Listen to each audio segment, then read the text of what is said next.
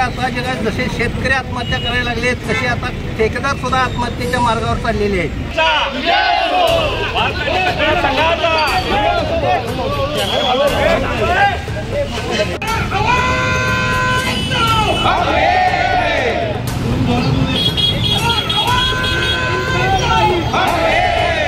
त्यावेळचे बिलं भावाड आम्हाला काय त्या बिलाला मिळत नाही।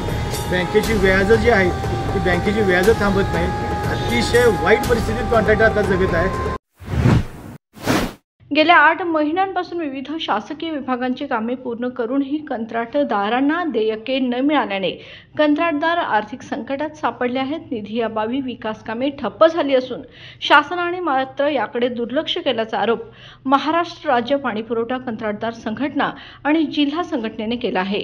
याच पार्श्वभूमीवर मंगळवार दिनांक 19 ऑगस्ट 2025 रोजी राज्यातील सर्व 35 जिल्ह्यातील जिल्हाधिकारी कार्यालयापुढे कंत्राटदारांचे लाक्षणिक धरणे आंदोलन होणार आहे। आंदोलनाला कंत्राटदार महासंघ, बिल्डर्स असोसिएशन ऑफ इंडिया, राज्य अभियंता संघटना, हॉट मिक्स असोसिएशन व मजूर सहकारी फेडरेशन यांसह विविध संघटनांचा पाठिंबा आहे। यावेळी संघटनेचे प्रदेशाध्यक्ष भीमाले किशोर जामदार, दिलीप पाटील, संदीप सावंत, प्रदीप पाटील आणि पदाधिकाऱ्यांनी सांगितले की शासनाने तातडीने उपाययोजना न केल्यास कंत्राटदारांबरोबर लाखो मजूर व पुरवठादार उपासमारीच्या संकटात सापडतील। शासनाकडे केलेल्या विविध विकास कामांच्या जवळपास संपूर्ण महाराष्ट्रातल्या 86,000 कोटी रुपये थकीत बिलापोटी आज कलेक्टर ऑफिसवर या मोर्चा घेऊन आलेलो आहे।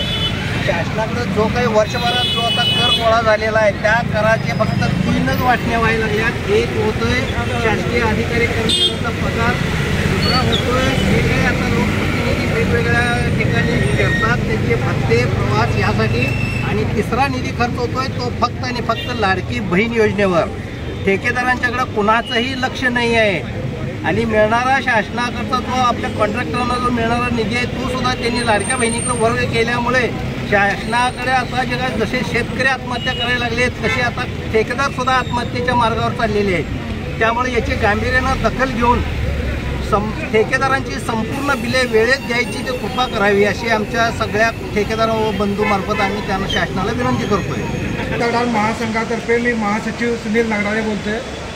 आज आम्ही इथं कोल्हापूर जिल्ह्यातील जवळजवळ कोल्हापूर जिल्ह्यात 7,500 कॉन्ट्रॅक्टर आहेत, त्यातले आम्ही आज जवळजवळ 500 कॉन्ट्रॅक्टर इथं जमलेलो आहोत। कॉन्ट्रॅक्टरांची समस्या म्हणजे आमची जी प्रलंबित बिलं आहेत ती ताबडतोब शासनाने 100% निधी उपलब्ध करून आम्हाला सर्वांना त्यातून मोकळे करावे। याच्यामध्ये कॉन्ट्रॅक्टर हा मदत आहे।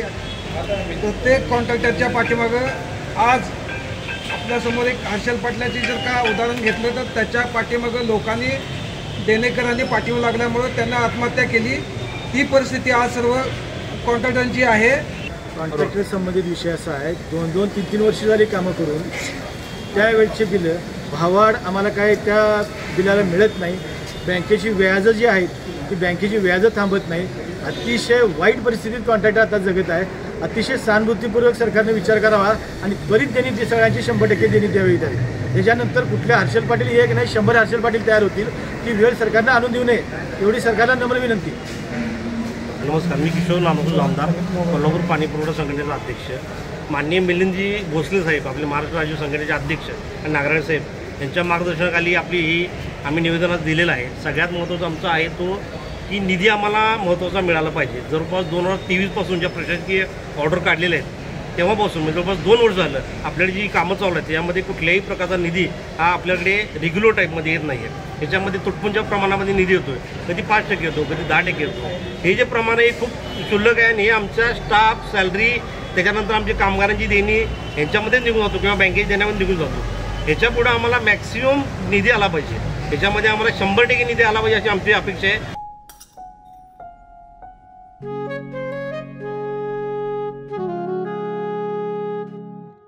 बाबा, आज येताना बासुंदी घेऊन या ना।